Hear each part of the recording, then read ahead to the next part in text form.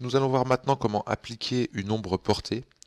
Pour que vous compreniez bien, on va changer de calque en nous concentrant sur le calque rectangle ici. Donc juste ici. Donc vous cliquez pour sélectionner votre calque.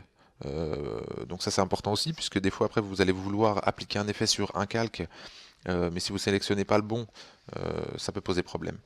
Donc pensez bien, si vous avez quelques difficultés, à vraiment vérifier si votre calque est bien sélectionné. Donc pour appliquer une ombre portée. Donc une ombre portée, d'abord, qu'est-ce que c'est? Donc c'est simplement une ombre qui va apporter un petit peu plus de volume déjà à votre composition, qui va soit le détacher un petit peu de votre arrière-plan et créer donc un effet de dimension ou un effet de profondeur. Donc là, on va vouloir un petit peu faire ressortir ce rectangle jaune de notre fond bleu. Donc pour ce faire, on double-clique dessus, une nouvelle fois pour ouvrir les styles de calque. Et puis, donc vous avez ici, tout en bas, ombre portée. Donc vous cliquez dessus, tout de suite vous voyez apparaître autour de votre rectangle un petit liseré noir, une petite ombre noire qui décolle déjà un petit peu le rectangle du fond. Vous avez pas mal d'options pour votre ombre portée. Donc l'angle tout d'abord, pour le faire apparaître donc soit sur le dessus comme ça, donc il vous suffit de changer pour voir un petit peu ce que vous préférez. L'opacité ici, pour le rendre plus ou moins opaque, plus ou moins visible. Donc nous on va le mettre assez fort pour que vous voyez bien. Et on va mettre l'angle voilà, de côté pour que vous ayez de chaque côté l'ombre.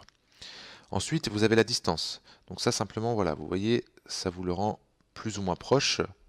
Donc ce qui peut être sympa aussi pour apporter un effet vraiment de décollé. Donc là on a vraiment l'impression que le rectangle est décollé de notre fond. Et vous avez aussi donc les options après grossir, donc là pour le zoomer entre guillemets, le faire plus gros, et la taille. Donc là votre taille, vous voyez, là c'est beaucoup plus flou.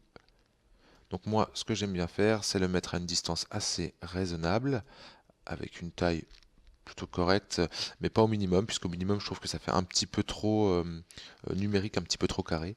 Donc je décale un tout petit peu, et puis je vais la grossir un petit peu, et je baisse surtout mon opacité.